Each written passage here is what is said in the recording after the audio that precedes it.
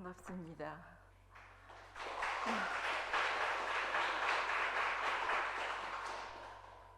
사람이 길을 가다가 옷깃만 살짝 스쳐도 인연이란 말이 있는데, 순천에 많고 많은 교회 중에서 드림교회가 내 교회라고 정하시고 헌신하시고 충성하셔서 새 교회를 이루신 여러분들, 하나님 나라에서 보석처럼 반짝반짝 빛날 줄 믿습니다. 저는 우리 임 목사와 2살 터울로 제가 누나입니다. 그래서 우리 임 목사가 이 간증을 해도 되겠지만, 그래도 전 여자이니까 좀 더 섬세한 기억을 하고 있지 않을까 하는 생각이 듭니다.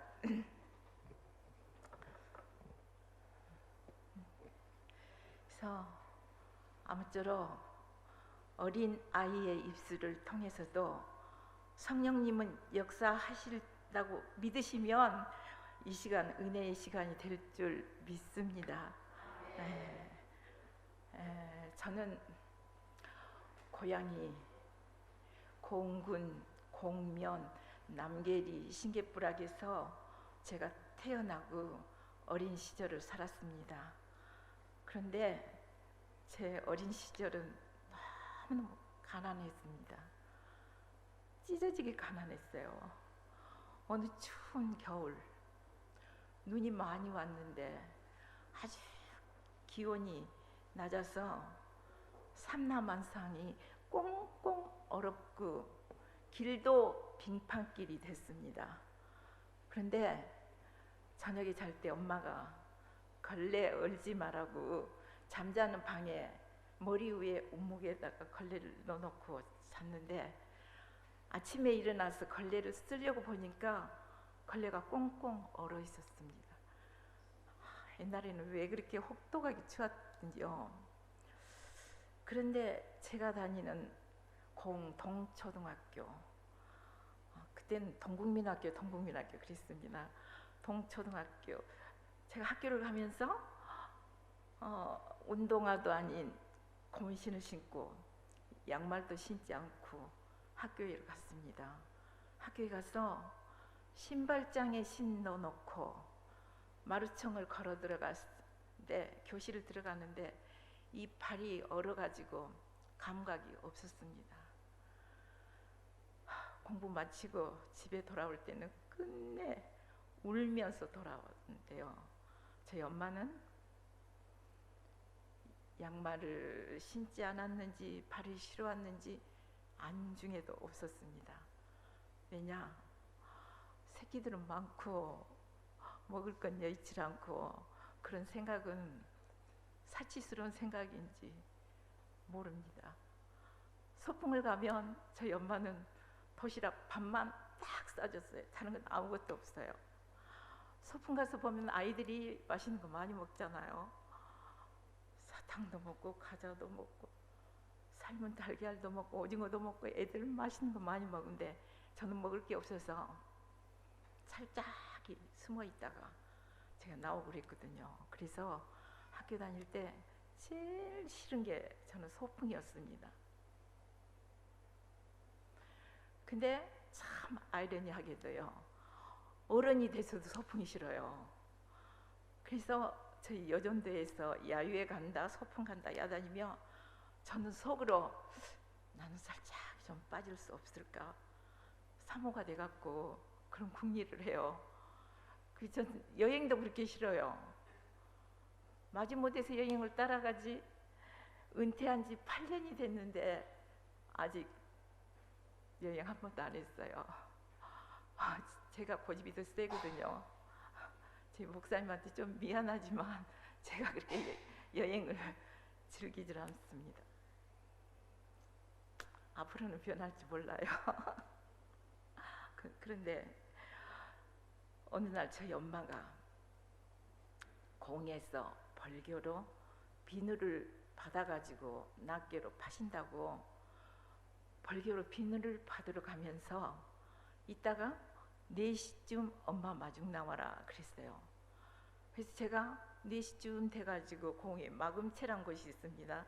벌교에서 오는 버스가 정가고 지나가는 마금체 가서 엄마를 기다리는데 눈이 빠져라 기다려도 버스가 안 와요. 한참 기다리고 있는데 버스가 나타났어요. 딱 정가고 엄마가 내리실 줄 알았는데 비누 상자가 내려졌어요. 그리고 엄마가 내려오신 거예요. 옛날 버스에 오라니 하고 그 따라다니는 차장 있지 않습니까? 차장이 이 비누 상자 운임 내지 않았다고 집어던졌어요. 산산이 흩어진 비누를 엄마와 주워 담은데 엄마가 훌쩍훌쩍 우시더라고요. 좀 서름이 복받쳤던 것 같아요. 버스 안에서도 좀 실갱이를 좀 벌렸던 것 같아요. 제가 초등학교 4학년쯤 그런 기억도 잊을 수가 없습니다. 또 저희 오빠, 저희 큰오빠 어디 계시지? 예. 큰오빠가 매산고등학교를 다니신데 왜 매산고등학교를 다녔냐면요.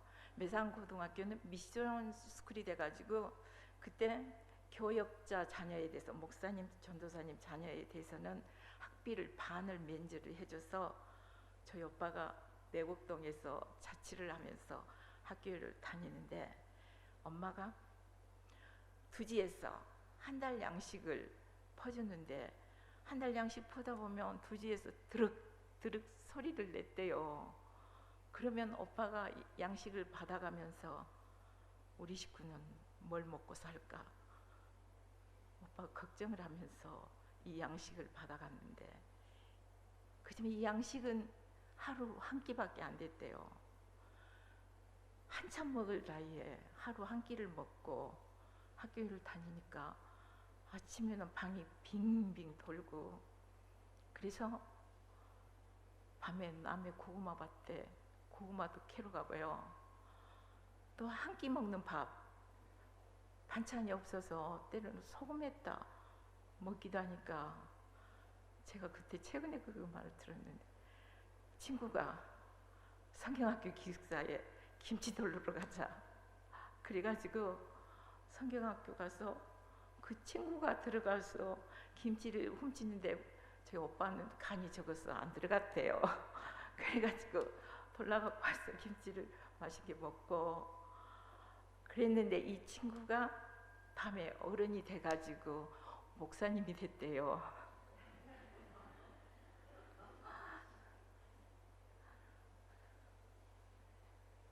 목사님 됐대요. 작은 오빠는 공농고를 다녔는데요. 1등을 하고 대대장을 하고 해도 공김치과 장로님 집 아이의 공부를 가르치면서 학교 일을 다니고 또 오빠가 신문 배달도 좀 하고 그랬던 것 같아요. 우리가 이렇게 어렵게 살았는데요. 왜 이렇게 가난했냐? 저희 아버지는 애할아버지가 전도를 해가지고 믿지 않는 청년 예수 믿게 해가지고 저희 엄마와 결혼을 했습니다. 그런데 저희 아버지는 애할아버지께 전도를 받은 그 순간부터 이 가슴에 복음의 열정이 뜨거웠습니다. 저희 아버지가 일제시대 때 공부를 하면서 일본 사람들보다도 월등하게 공부를 잘하고 두뇌가 좋으셔가지고 저희 아버지가 시험을 쳐서 공무원 산림계 계통의 공무원 시험을 합격을 하시고 했는데도 지금도 공무원 시험은 어렵지만 그때는 하늘의 별 따기 같이 어려운데 저희 아버지가 합격을 하셨는데도 전도사 시험을 봐가지고 전도사가 돼가지고 금산 오천에서 오천교회를 섬기실 때 일제의 탄압과 신사참배의 강요로 목사님들이 교역자들이 시련에 처할 때 맨 처음 그 사랑의 원자 다니신 손양원 목사님께서 검속이 되시고, 그 다음에 12명 신앙의 기라성 같은 순천노예 목사님들 12분이 검속이 돼서 13분 했다가 전도사님 3분, 그 중에 저희 아버지가 31살에 가장 연소인 저희 아버지가 검속이 돼가지고 16분의 목회자가 순천 유치장에서 7개월을 이렇게 갇혔는데, 그분들은 순교를 각오하신 분들 7개월을 유치장에서 살고,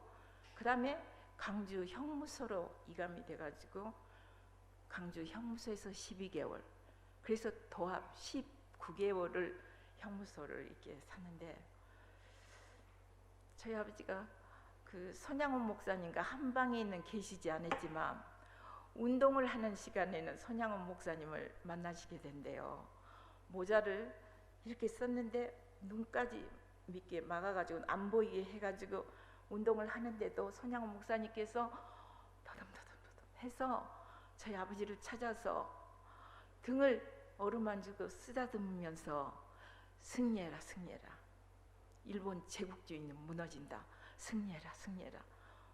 손양원 목사님께서 이렇게 격려를 하시고 해서 그랬든지 저희 아버지는 19개월 만에 풀려나셨지만은 누구나 그분은 살아있는 순교자다, 또 성자 같으신 분이다. 저희 아버지는 그렇게 인정을 받았습니다. 근데 저희 아버지가 형무소 계실 때 저희 엄마는 금산 오청교회에서 3번째 아이, 그러니까 아들로는 둘째고 순서로는 3번째 아이를 해산을 하게 됐습니다. 그런데 성도들은 흩어져 버리고 없지요. 먹을 양식도 없지요. 뗄 나무도 없죠. 이 할머니께서 회복수발을 하시는데 오천교회 변소를 뜯어가지고 엄마의 회복수발을 했다고 했습니다. 이렇게 어려운 형편에 있을 때 아버지가 19개월 만에 형무소에서 집으로 돌아오셨지만 이제는 어쩔 수 없는 여건 속에서 다시 더 이상 목회를 할 수 없는 여건이 돼가지고 저희 아버지는 군청회를 취직하셔가지고 군청회를 다니시게 됐습니다. 군청회를 다니시는 동안에 저희 형제가 급속도로 팔남매가 돼버렸습니다. 옛날 분들은 생긴 대로 나가지고, 저는 어릴 때 독자가 제일 부럽대요. 누가 독자 그러면 아 귀한 사람이겠다. 형제가 많으면 천둥이 들어갔고 가난하고 그런 생각을 했습니다. 근데 저희 아버지가 군청회를 이렇게 다니시는데 그때가 총무과장을 하셨는지 제 생각에 저희 집에 뜻밖의 쌀 2가마니가 선물이 들어왔어요. 저희 아버지가 여접시 쌀을 내쫓듯이 돌려 보내는데, 그 당시에 쌀은 얼마나 귀했냐.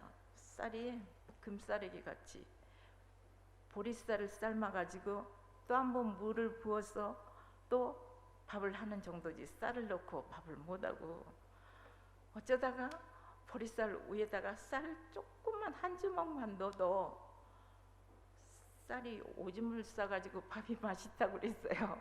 그렇게 귀할 때 아버지가 쌀을 80kg나 된 2가마니 쌀, 얼마나 대단할까. 아버지가 우리 식구들이 그걸 보면서 아버지가 원망스러웠습니다.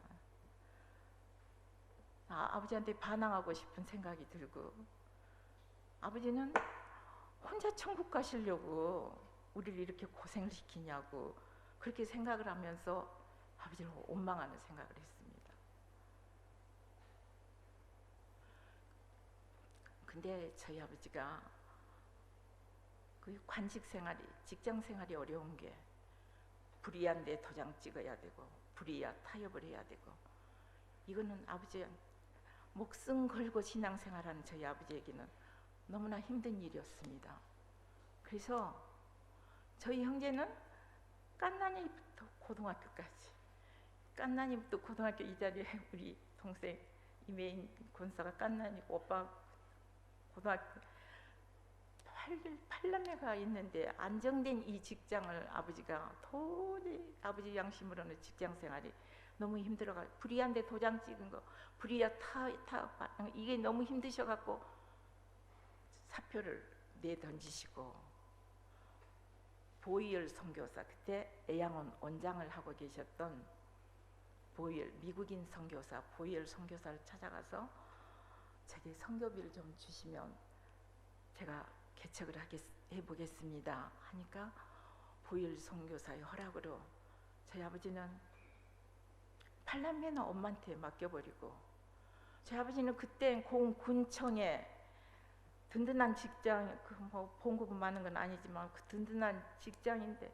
그리고 그냥 그때는 교역자가 아니고 그냥 저기 장로님이시고 주일학교 부장도 하시고 회계도 하시고 그냥 제일 믿음 좋은 이 성도 일따름인데 아버지가 사표를 내던지시고 보이얼 선교사의 허락으로 공에서 20리 떨어진 두원에 가서 저희 아버지는 개척을 하기 시작했습니다. 그런 동안에 저희 엄마는 팔남매를 데리고 피나는 고생을 하는데요.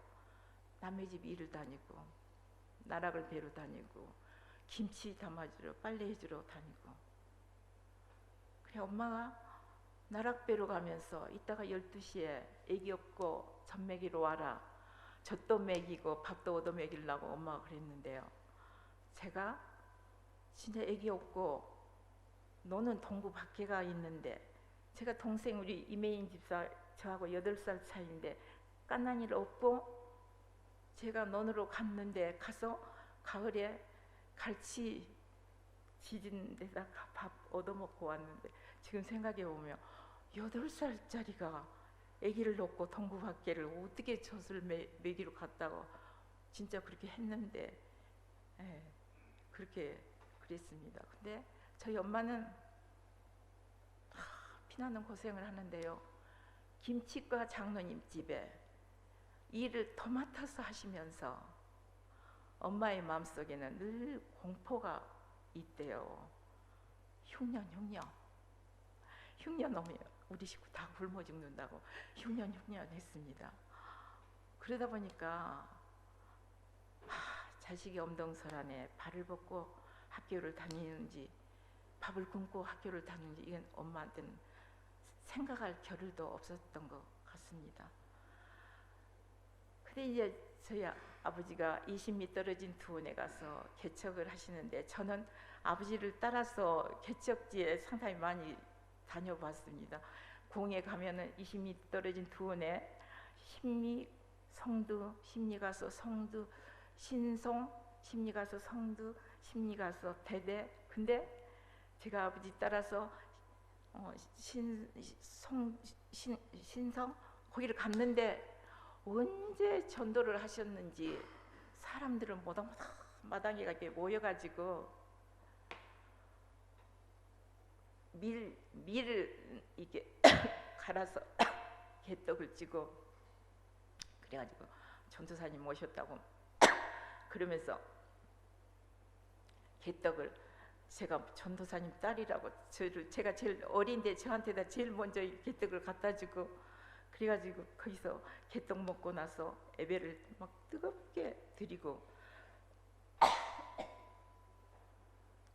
그리고 나서 그 다음에는 이제 성도로 갑니다. 성도 가운데 성도가 중심인데 그러면 들을 지나서 산을 넘어서 아마 지름길로 가려고 산을 가셨는지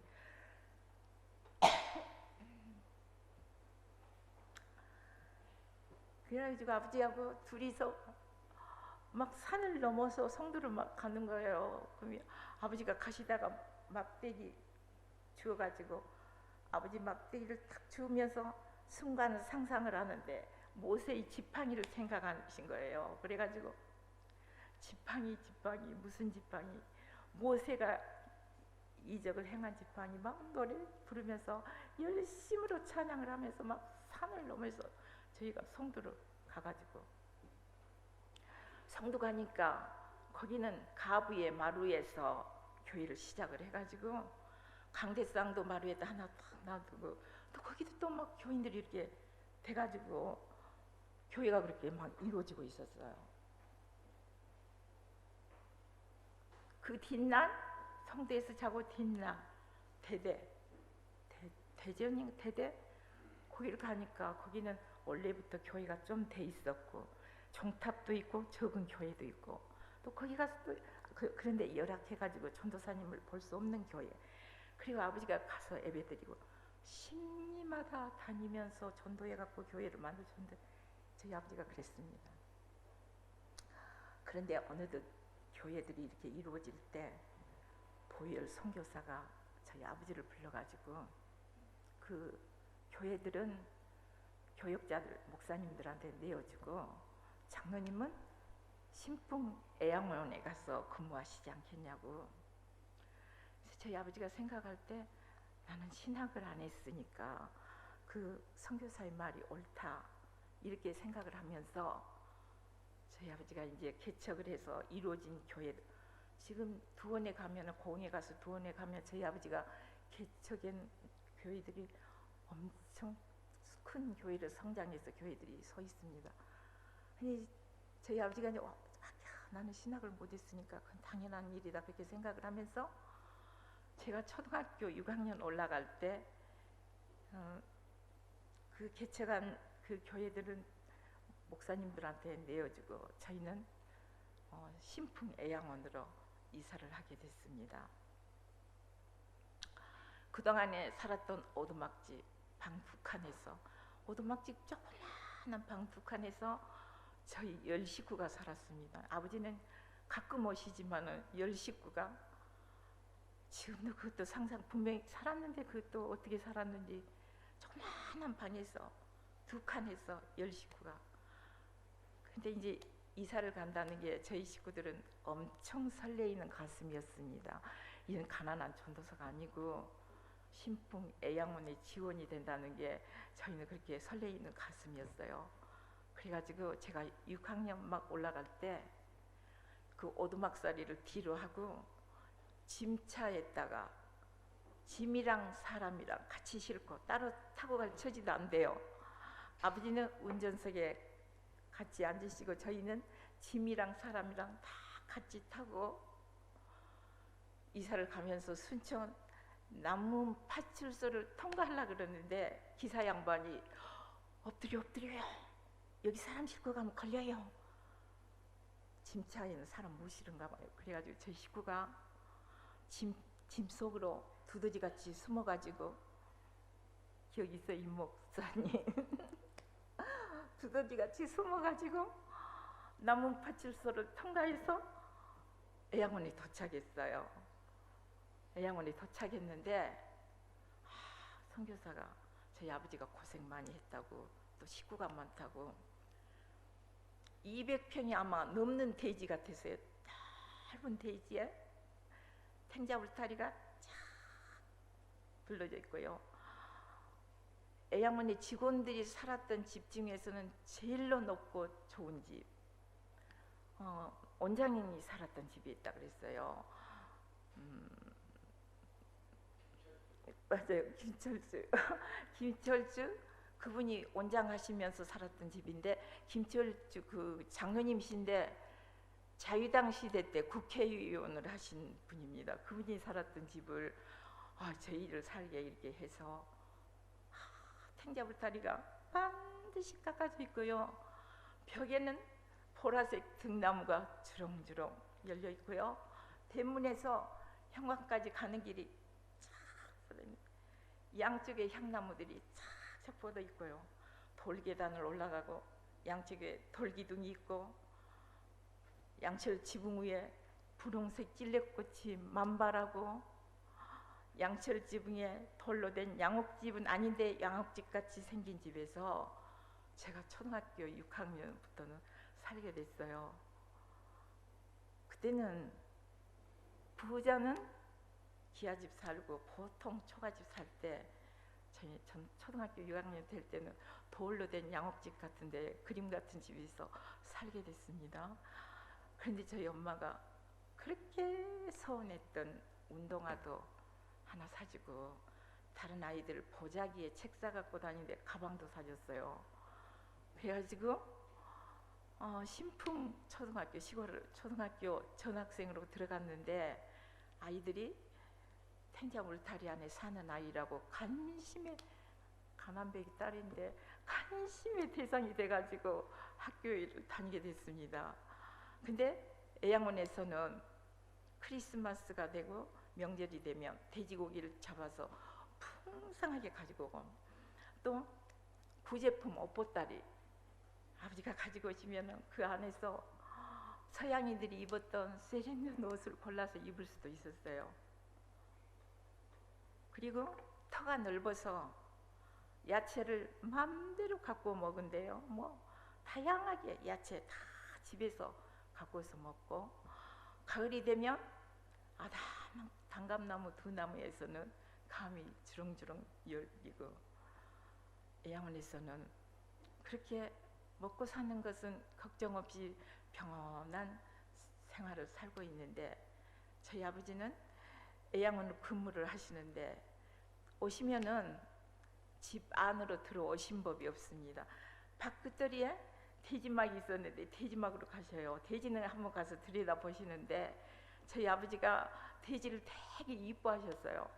돼지를 이뻐하는데 어떻게 아이를 얼린 것처럼 까쿵까쿵 하면서 돼지를 막 흔드는 신용을 하고, 아버지가 돼지를 하도 이뻐해서 제가 아버지 돼지 이뻐요 그러니까 제 아버지가 사랑스럽대요. 그래서 제가 속으로 믿음이 좋으면 돼지도 사랑하는가? 그러면서 저는 엄마보다 아버지를 좋아했거든요. 그래서 살짝 이 돼지가 질투가 났어요. 그래가지고 아버지가 이제 집 안으로는 들어오시지 않고 도로 밖으로 나가서 논두럭 밭두럭을 다니면서 전도를 하십니다. 날마다 절대 퇴근하고 오셔서 집으로 들어오신 법이 없습니다. 논두럭, 밭두럭, 동리, 구암, 학서, 닭머리 뭐 이런 데 다 다니면서 전도를 하시고, 해가 저물어야지 집을 이렇게 오시는 식으로 그랬고, 저희 엄마 아버지는 추우나 더우나 눈이 오나 비가 오나 단 한 번도 새벽 기도를 빠지는 걸 보지 못했습니다. 상당히 상암교회가 시골길 먼 길인데도 빠지는 법이 없습니다. 그리고 저희 아버지는 주일날은 전도사님도 받아볼 수 없는 작은 기도처 가서 예배 인도를 하시고 밤 깊은 시간에 오시는데, 깊은 시간에 오셔서도 바로 주무신 게 아니라 차디찬 방에 무릎을 꿇고 기도를 하시는데, 발바닥이 시퍼렇게 될 때까지 저희 아버지는 무릎을 꿇고 그렇게 기도를 했습니다. 그런데 저희 집에 큰 시련이 닥쳤습니다. 어려움이 닥쳤습니다. 애양원에서 그동안에 인구를 조사하는데, 나라에다가 인구를 보고하는데 터무니없이 수를 불려가지고 보고를 해가지고 보조를 엉터리로 터무니없이 많이 받고 있었습니다. 목숨 건 신앙생활은 아버지에게는 용납할 수 없는 광경이 벌어지고 있었어요. 그런데 더군다나 아버지가 서뭇과장이 돼가지고 아버지가 보고를 해야 되는데, 정식으로 보고를 하고 나면 사태가 어떻게 될 것을 예상을 하시면서도 단 한 명의 오차도 나오지 않게 보고를 했습니다.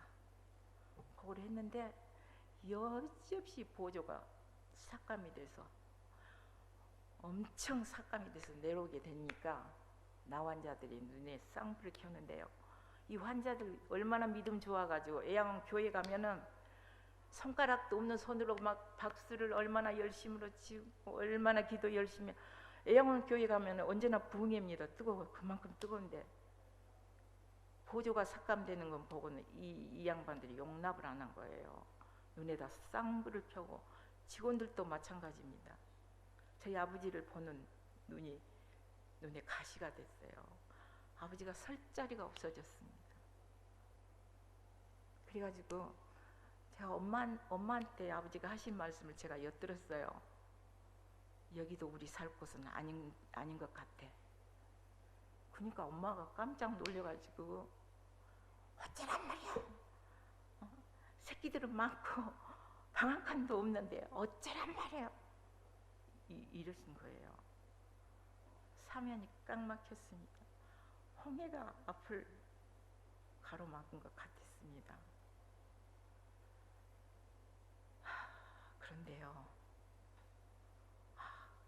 그런데요, 내가 세상 끝날까지 너희와 항상 함께 있으리라.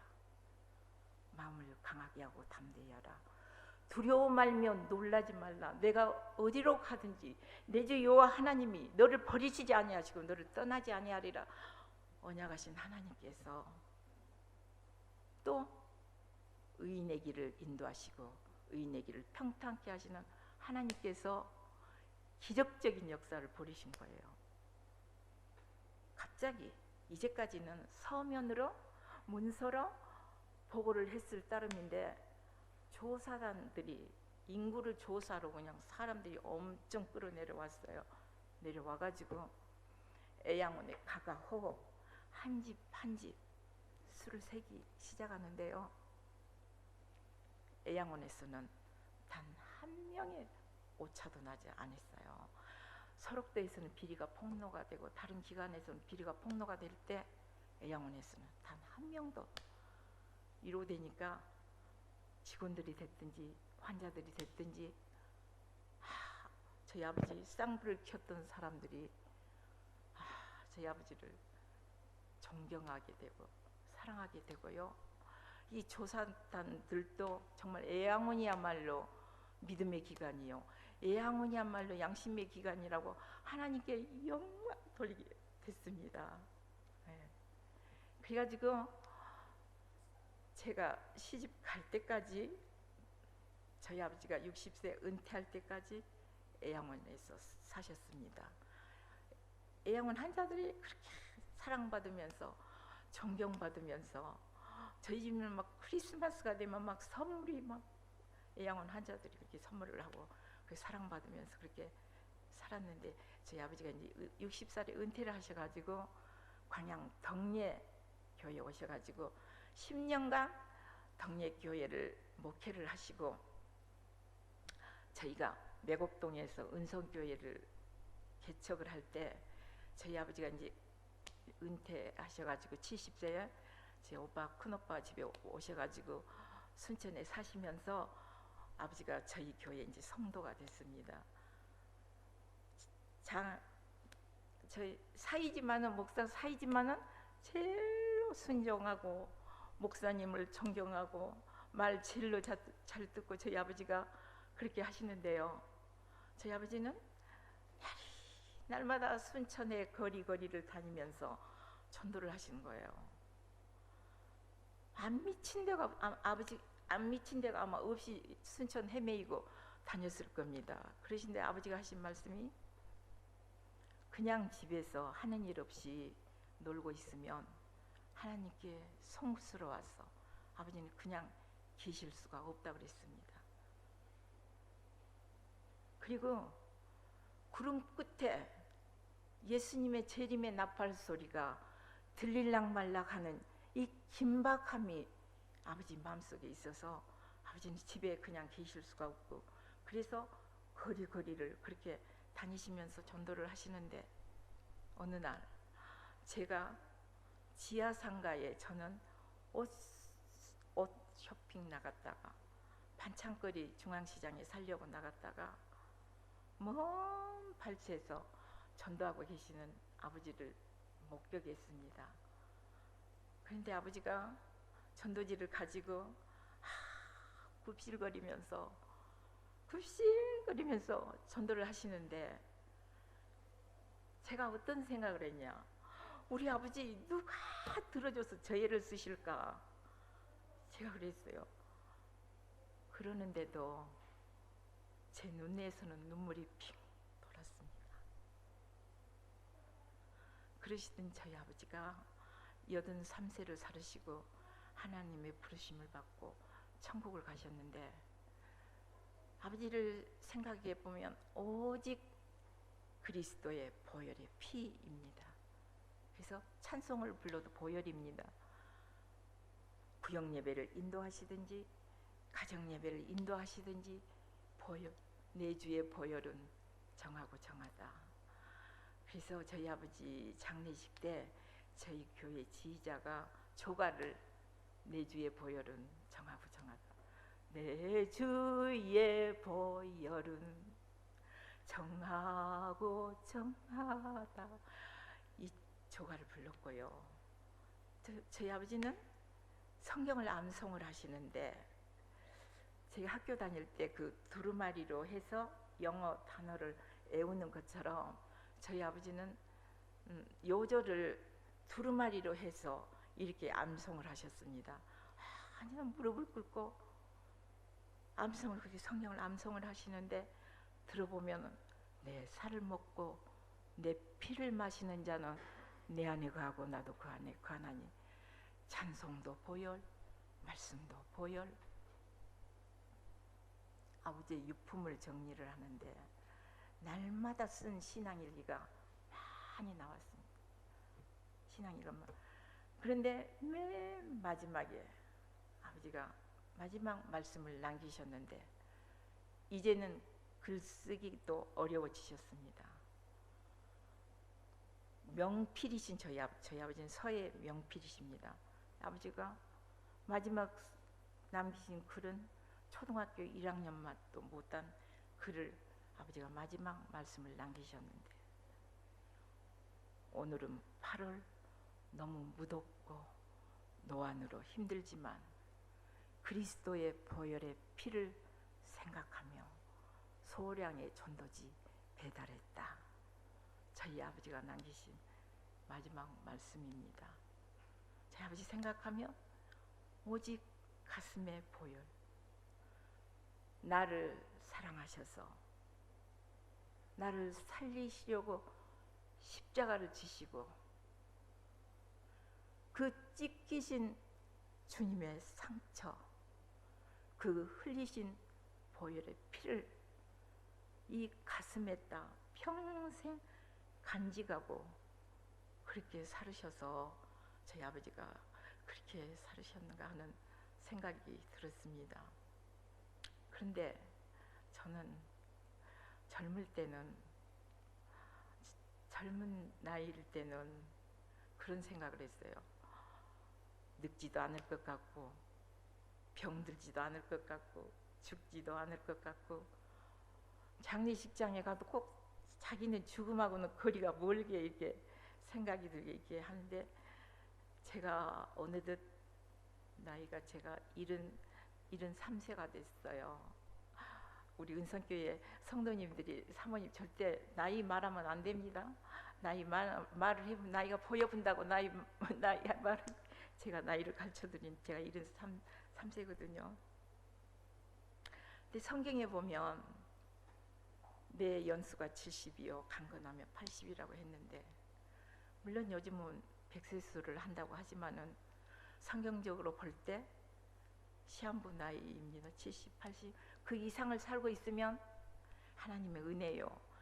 하나님께서 장수의 복을 줬다고 생각해야 되겠습니다. 그런데 근래 얼마 전에 성북교회 원로 목사님 사모님이 돌아가셔가지고 저희가 장례 예식장에 조문을 갔습니다.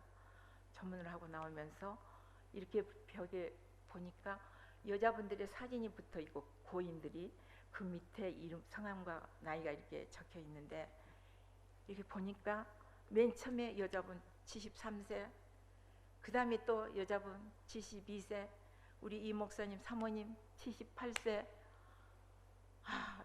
역시 70은 평균 성경대로 수명이더라고요. 그래서 자가용을 타고 오면서 제가 곰곰이 생각했는데 아버지는 그렇게 살았는데 나는 어쩔까 이런 염려가 저희 은퇴하고 살면서 너무 평안합니다. 뭐 걱정 없습니다. 그 어떤 것도 애타는 거 별로 없습니다. 그런데 엎드려 기도하면 하나님께 송구스러운데 이렇게 살아도 되는지 하나님 앞에 부끄럽죠. 그런데도 세월은 속절없이 세월은 달려가는데요. 저희는 아들 하나 딸 하나를 뒀습니다. 아들이 목사가 돼가지고 명성교회에서 9년간 부목사로 목회를 하고 담임 목사로 나가서 그 교회에서는 별나게 1년을 딱 테스트를 하고 나서 이임투표를 하는데 1부 예배, 2부 예배, 3부 예배 투표함을 놓고 전 교인을 상대로 해서 이임투표를 그런다고 그랬어요. 그래서 얼마나 긴장이 됐든지요. 투표날 주일날이어서 새벽기도를 그날은 안 가니까 투표날 아침에 저희 목사님이 문을 열고 이렇게 나오면서 나 하나님의 응답을 받았다고, 하나님의 응답을 받았다고. 어떻게 그랬더니 하늘문이 이제까지 환상 경험 못 하셨대요. 그랬는데 하늘문이 열리면서 장미꽃 타원이 쫙 하늘까지 뻗치는데요. 임마누엘, 임마누엘, 임마누엘, 내가 너와 함께하리라. 임마누엘, 임마누엘. 너무 황홀해서 임마누엘, 임마누엘 따라서 찬양을 막 했대요. 그리고 얼굴이 막 상기돼 갖고 나와서 하나님이 응답했다고, 나 응답 받았다고 그러면서 살짝 걱정을 하는데, 그런데 왜 장미꽃이야? 장미꽃은 가시가 있는데, 그 걱정을 하더라고요. 그런데 저는 하나님께 소원을 했습니다. 다급하니까 성경에 보면 소원하지 마라 그랬는데 다급하니까 1000번째 드리겠습니다. 40일 금식을, 아침 금식을 하겠습니다. 성경 필사를 하겠습니다. 제가 막 마음속으로 소원을 했어요. 그랬는데 이임투표 정말 그 교회 정서로 1년간 테스트하고 나서 이임투표 통과, 진짜 기적 같은 일이네. 지금 생각해보면 그것만도 기적 같은 일이네. 저희는 하나님의 참 응답해 주셨다 그렇게 생각을 했는데요. 제가 하나님께 약속했으니까 이 세 가지를 지키는데 1000번째 제가 하는데 1000번째 제가 11조, 감사, 주정헌금, 성경헌금, 등대 성경헌금 이렇게 조목조목 헌금을 하기 때문에 1000번째는 먹고 사는 생활비에서 해야 되는데 참 상당히 좀 무거웠어요. 하루 10,000원씩을 번제로 드리고 1000번제를 제가 잘 마쳤어요. 또 금식 40일 금식 아침 금식 잘 마치고, 그 다음에 성경 필사를 2년 9개월 만에 성경 필사를 마쳤는데 제가 신기한 체험을 한 거예요. 제가 노력한 것도 없고 암송을 하려고 노력해보지도 않았고요. 했는데 하나님께서 제 가슴 속에다가 말씀을 선물로 주신 거예요. 그래서 몇 장 몇 절도 몰라요. 그냥 제 가슴 속에 그냥 말씀이 심어졌어요. 그래서 너무 감사하고 신기하고, 그래서 저녁에 잘 때는 말씀을 음미를 합니다. 새벽기도 가서도 기도하기 전에는 먼저 그 말씀을 음미를 하고, 조깅을 하면서도 옆에 저희 목사님 옆에 있어서 저는 속으로 말씀을 음미를 하고 제가 이러는데, 저희 시아버님께서 102살을 살으시고 하나님의 부르심을 받았는데 딱 2개월 요양병원에 가 계시게 됐습니다. 소변이 안 나와가지고 소변줄을 달아야 돼가지고 요양원에 가 계시는데, 저희가 이제 날마다 아버님을 찾아뵀는데 주일날은 예배 끝나고 바로 달려가서 아버님 저희 예배 드리고 왔습니다. 오늘 주일입니다. 그럼 저희 아버님이 난 날 가는지도 모르고 나 이러고 있어서 어쩔 거나 그러시면서 아버님, 저희 시아버지는 12살에 장천교회에 들어가가지고 102살이 될 때까지 90평생을 장천교회를 섬기시고 살았습니다. 근데 마지막 길에서도 장천교회를 그리워하시는 아버님의 모습을 제가 봤거든요. 그래서 제가 아버님 오늘은 주일이니까 제가 하나님 말씀을 들려드릴게요. 그러면서 제 가슴속에 이 선물로 주신 말씀을 큰 소리로 기가 먹어서 큰 소리로 제가 막 암송을 했어요. 그랬더니 저희 아버님이 제 손을 꽉 잡고 그러시는 고맙다. 많이 안다. 그러시면서 제가 듣기에 참 거북스러운 송구스러운 말씀을 하는데 뭐라 그러시냐면 너는 진실한 사람이다. 너는 진실한 사람이야. 그러시는데 제가 참 듣기에 저희는 장남이지만 부모님을 모시는 건 아니었거든요. 저희 부모님은 처음부터 셋째 아들하고 장남은 그냥 하나님께 바쳤다고 그리고 셋째 아들하고 셋째를 데리고 살다가 셋째가 모시는 식으로 이렇게 살게 되고 셋째 아들하고 끝까지 이렇게 살으셨는데 마지막 가시는 길에서 아버님이 제게 너는 진실한 사람이야 하시는 게 제가 너무 감사하고 저한테 상당히 용기를 주시는 것 같았어요. 그래서 제가 제 가슴 속에 있는 말씀을 정말로 힘든 사람에게는 들려드리고 싶은 제 충동이 저한테가 있어요. 그래서 저희 교회 성도들 중에서 몸이 아파가지고 주일날 교회 못 오고 병원에 있는 사람에게는 제가 전화로 원로 목사니까 뭐 신방하고 그럴 수는 없고 제가 전화로 말씀을 들려드리는 걸 하거든요. 그런데 어느 날 교회 예배를 마치고 나오는데 우리 박미숙 집사님이라고 하신 분이 막 눈물을 펑펑펑 쏟으면서 제 손을 꽉 잡으면서 왜 그러시냐고 그랬더니 머릿속에 종양이 여러 개가 생겼는데 시신경을 누르게 돼가지고 수술을 해야 되는데 서울대 병원에서도 난이도가 높은 실명이 될 수도 있다는 얘기를 했대요. 그런데 수술 시간은 오전 10시에서 오후 8시까지 장장 10시간을 수술을 한다고 했다고 그러는 거예요. 그러니까 이분이 눈물을 막 펑펑 쏟는데 입장 바꿔놓고 생각하니까 정말 너무너무 이 안쓰러운 생각이 드는데 병든 사람처럼 애롭고 고독한 사람이 없다. 누가 함께 해줍니까? 너무너무 안쓰러운 생각이 들어서 제가 뒷날 전화로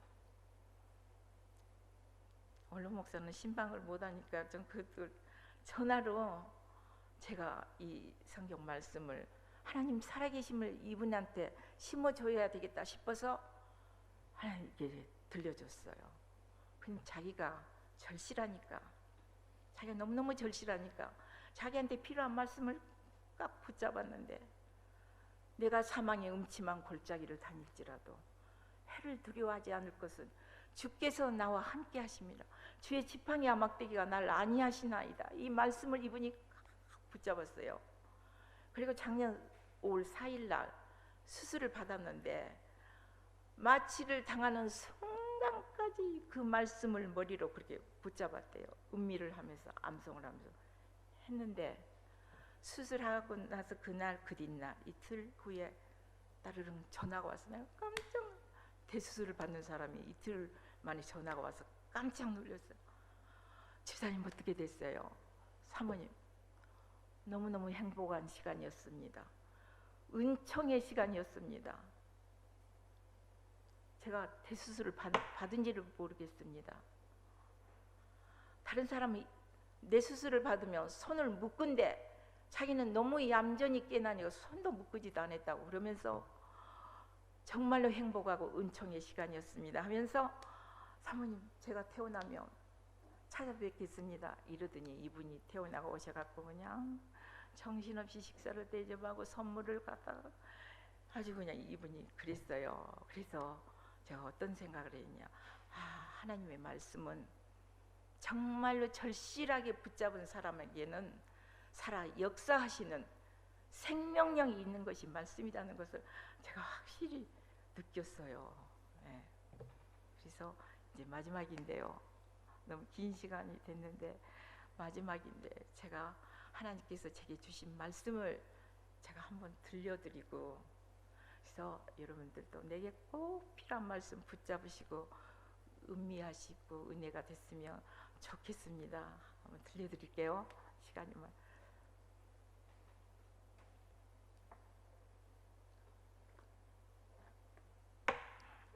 여호와는 나의 목자시니 내가 부족함이 없으리로다. 그가 나를 푸른 초장에 누이시며 실만한 물가로 인도하시는도다. 내 영혼을 소생시키시고 자기 이름을 나여 의의 길로 인도하시는도다. 내가 사망의 음침한 골짜기를 다닐지라도 해를 두려워하지 않을 것은 주께서 나와 함께 하심이라. 주의 지팡이와 막대기가 나를 안위하시나이다. 주께서 내 원수의 목전에서 내게 상을 베푸시고 기름으로 내 머리에 바르셨으니 나의 잔이 넘치나이다. 나의 평생의 선하심과 인자하심이 정녕 나를 따르리니 내가 여호와의 집에 영원히 거하리로다. 내 살을 먹고 내 피를 마시는 자는 내 안에 거하고 나도 그 안에 거하나니 살아계신 아버지께서 나를 보내심에 내가 아버지로 인하여 사는 것 같이 나를 먹는 그 사람도 나를 인하여 살리라. 내가 그리스도와 함께 십자가에 못 박혔나니 그런즉 이제는 내가 산 것이 아니요 오직 내 안에 그리스도께서 사신 것이라. 이제 내가 육체 가운데 사는 것은 나를 사랑하사 나를 위하여 자기 목숨을 버리신 하나님의 아들을 믿는 믿음 안에서 사는 것이니라. 내 영혼아 여호와를 송축하라. 내 속에 있는 것들아 다 그 성호를 송축하라. 내 영혼아 여호와를 송축하며 그 모든 은택을 잊지 말지어다. 저가 내 모든 죄를 사시며 내 모든 병을 고치시며 내 생명을 파멸해서 구속하시고 인자와 긍휼로 간을 씌우시며 좋은 것으로 내 소원을 만족케 하사 내 청춘으로 독수리같이 새롭게 하시는도다. 아무것도 염려하지 말고 모든 일에 기도와 간구로 너희 구할 것을 감사함으로 하나님께 아뢰라. 그리하면 모든 지각이 뛰어난 하나님의 평강이 그리스도 예수 안에서 너희 마음과 생각을 지키시리라. 소년이라도 힘이 부족하여 넘어지며 장정이라도 곤비하며 자빠질지라도 오직 여호와를 앙망하는 자에게 새 힘을 주시리니 독수리가 날개치며 올라감 같을 것이요 다른 박질나도 곤비치 아니하고 걸어가도 피곤치 아니하리라. 내가 산을 향하여 눈을 들리라. 나의 도움이 어디서 올고 나의 도움이 천지를 지으신 여호와께서로다. 볼지어다 내가 세상 끝날까지 너희와 항상 함께 있으리라. 마음을 강하게 하고 담대히 하라. 두려워 말며 놀라지 말라. 내가 어디로 가든지 내 주 여호와 하나님이 너를 버리시지 아니하시고 너를 떠나지 아니하리라. 너희는 마음이 근심하지 말라. 하나님을 믿으니 또 나를 믿으라. 내 아버지 집에 거할 곳이 많도다. 그렇지 않으면 너에게 일렀으리라. 내가 너희를 위하여 초소를 예비하러 가노니 가서 너희를 위하여 초소를 예비하면 내가 다시 와서 너희를 내게로 영접하여 나 있는 곳에 너희도 있게 하리라. 나 내게 부르지라. 내게 응답하겠고 내가 이제까지 알지 못하였던 크고 비밀한 일을 보이리라. 내 사랑하는 자여 내 영혼이 잘된 같이 범사가 잘되며 육신적으로 강건하기를 원하노라. 너는 범사의 그를 인정하라. 그리하면 너의 길을 지도하시리라. 사람이 마음으로 자기의 길을 계획할지라도 그 걸음을 인도하여 주시는 분은 여호와시니라. 너희 행사를 여호와께 맡기라. 그리하면 너희 경영하는 것이 이루어지리라. 항상 기뻐하라. 쉬지 말고 기도하라. 범사에 감사하라. 이는 너희를 향하신 하나님의 뜻이니라. 두려워하지 말라. 내가 너와 함께함이라. 놀라지 말라. 나는 너의 하나님이 됨이라. 내가 너를 굳세게 하리라. 참으로 너를 도와주리라. 참으로 나의 의로운 오른손으로 너를 붙들리라. 나 여호와가 너와 항상 함께 있어 마른 곳에서도 영원히 만족을 주시고 뼈를 경고케 하시고 물된 동산과 같이 물이 마르지 아니하는 샘 같을 것이라. 하나님이 세상을 이처럼 사랑하사 독생자를 주셨으니 이는 저를 믿는 자마다 멸망치 않고 영생을 얻게 하려 하심이라. 나 만군의 여호와가 이르노라. 이는 힘으로도 되지 아니하고 능으로도 되지 아니하고 오직 나의 영으로 되느니라. 수고하고 무거운 짐진 자들아 다 내게로 오라. 내가 너희를 쉬게 하리라. 내가 주는 물은 그 속에서 영생하도록 솟아나는 샘물이 되리라. 할렐루야. 여호와를 경외하며 그 계명을 크게 즐거워하는 자는 복이 있도다. 기쁨으로 여호와를 섬기며 노래하면서 그 앞에 나갈지어다. 내가 진실로 내게 이르노니 내 말을 듣고 또 나 보내신 이를 믿는 자는 영생을 얻었고 심판에 이르지 아니하는 사망에서 생명으로 옮겼느니라. 내가 곧 길이요 진리요 생명이니 나로 말미암지 않고는 아버지께로 올 자가 없느니라. 나의 힘이 되신 여호와여, 내가 주를 사랑하나이다. 여호와는 내게 복을 주시고 너를 지키시기를 원하며 여호와는 그의 얼굴을 내게 비추사 은혜 베푸시기를 원하며 여호와는 그의 얼굴을 내게로 향하여 드사 평강 주시기를 원하노라 할지니라 하라. 아멘. 할렐루야. 네. 제 노력은 없었습니다. 하나님이 제게 그냥 심어주신 거예요. 그게 제가 이렇게 설 수 있는 용기도 하나님이 주셨는가 하는 생각을 하는데요. 사람이 눈 위를 걸으면 발자국을 남기듯이 우리의 인생의 걸음걸음 흔적을 남기다가 마지막 호흡이 멈출 때 저희 아버지가 임종을 하셨다는 소식을 서울에서 순천에서 저희가 듣게 됐습니다. 듣는 순간 우리 아버지 얼마나 행복하실까, 얼마나 영광스러우실까, 천국의 기쁨이 어쩌실까. 이 세상에서는 방 한 칸 남기시지 못한 우리 아버지, 천국에서는 얼마나 부자이실까, 이런 생각을 했습니다. 인생이, 삶이 얼마나 길련지 짧을련지 예측할 수 없지만 아직 남아있는 나의 시간, 선한 데는 지혜스럽고 오히려 악한 데는 미련한 자가 되고, 그래서 마지막 주님을 배울 때 선한 도구가 되어서 우리 내 주님을 영광스럽게 배울 수만 있다면 얼마나 행복하겠는가. 제가 제 자신에게 주입해 보는 말씀입니다. 이상입니다.